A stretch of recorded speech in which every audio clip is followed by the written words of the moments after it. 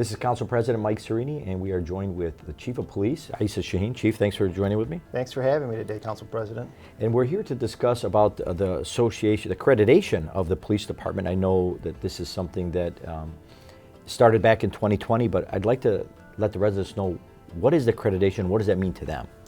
So in 2020, Council President, we were one of the first departments in the state to be accredited through the Michigan Association of Chiefs of Police.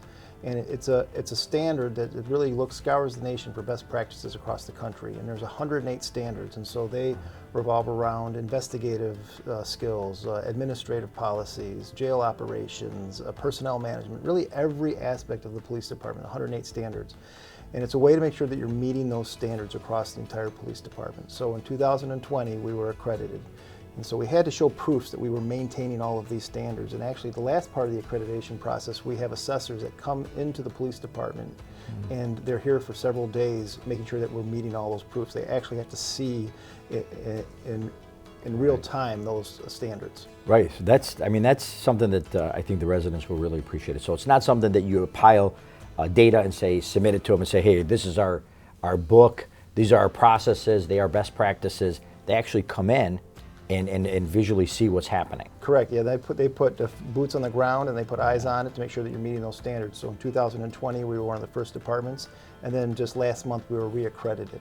And so it's a continuous process of improvement as things change in the law enforcement landscape. And they do. Yep.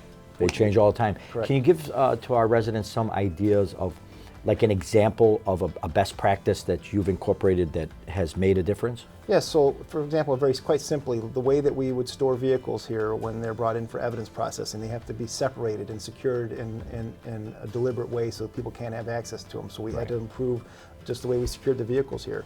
Or our property management. If you can imagine, we have tens of thousands of pieces of property down in the property room to make sure that we're doing the things down there properly, that they're stored and cataloged so that there's no issues. Yeah, for the court and for the further process. Correct. Absolutely, makes sense. How about on the day-to-day operations, Chief? I know that use of force was always a big deal with you in confrontation, trying to make sure that we don't have so much confrontation with the police officers, trying to really de-escalate. Better ideas. How do you feel on that aspect of accreditation? That's a good question, Council President. They look at our training protocols to make sure that we are doing the things that we need to do to de-escalate situations, or a way to train to interact with people with special needs. I mean, like you said, things are always evolving and changing, and so they make sure that our training protocols and the things that we're doing are really up to standard. The one thing I'll add is when they came in and took an assessment of our 108 standards, there wasn't even one category that we didn't meet standard. You have to meet all of them. Well, that's excellent. Yeah, 108 standards is not, that's pretty taxing. And if you meet those, I mean, for example, how many police departments are accredited in this? So right now in the state there's 65. That's all? That's it. And there's hundreds and hundreds of departments in the state of Michigan. Yeah, so it really makes our residents feel that the job is being done proper. And I know that our residents are always, as a Dearborn lifelong resident, appreciate our police department and the hardworking men and women that you have. But standards and changing and things that's changed in times does matter. So it does help that we are in the forefront instead of just sitting back and doing business as usual. Absolutely.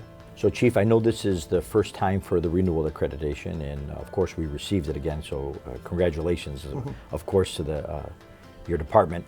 So every 3 years this happens, and I know you said there's 108 standards, but can we hone in on a few that are relative to ongoing training and regarding what's going on in the streets for the residents? Sure. So on an annual basis, we need to look at a number of key issues to make sure that we're maintaining the appropriate level of service. So one of them, for example, is use of force. And so on an annual basis, we need to look at the use of force incidents and see if there's things that we need to do from a training perspective, from a policy perspective, so that we're tracking trends and make sure that we're heading in the right direction. So you actually will track them and see what's going on as far as, is this a trend you're seeing, and then you can adjust your policy? Absolutely. So we track them on a monthly basis, but then we do an end-of-year review with use of force, vehicle pursuits, foot pursuits, and just make sure that we're trending in the right direction, and that if there is an issue, if we look at our standards to make sure it's not a policy or training issue.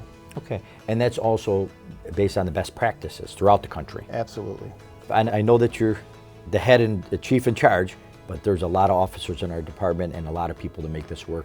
So can you give us some example of how it does go? Absolutely, thank you for that. So while I might be the chief of police, really the work is happening with the men and women that make up this wonderful police department.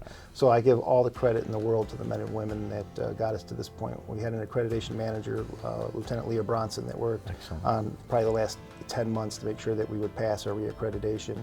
But really, it's the men and women out there that are interacting with the public that allow us to do the work that we do, and I'm very grateful for them. Excellent. And it's not just like we were saying, it's not every 3 years they come in here and they do it. This is an ongoing process that continues throughout. Correct. So the standards require that we're maintaining the standard throughout the year and then reevaluating a lot of those key things we talked about on an annual basis. Yeah. Thank you so much for highlighting the accreditation process and for the, as you indicated, the entire department and staff on what they do on a daily basis for our residents. And I know they do appreciate all that you've done. Well, I appreciate you. Thank you for your time. And thank you for having me. This is Council President Mike Sareini of this edition of Meet Your Council.